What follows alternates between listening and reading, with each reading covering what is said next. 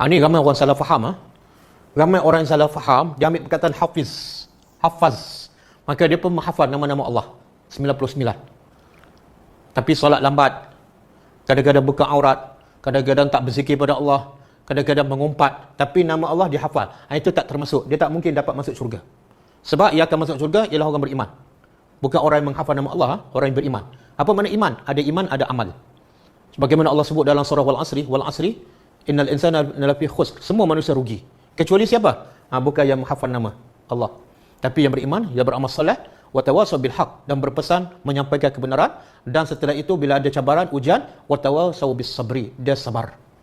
Jadi maksud menghafal nama Allah ataupun menghitung, dia faham nama Allah, dia hafal nama Allah, dia faham maksud dia, kemudian dia beramal. Saya bagi contoh. As-Sami'. Dia hafal nama Allah As-Sami'.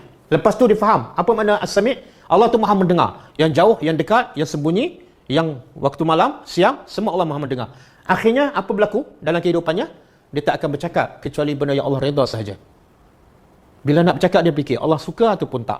Bila Allah tak suka dia tak cakap. Orang macam ni kalau hafal semua nama Allah, dah faham, dah amal, dakhala jannah, boleh masuk syurga.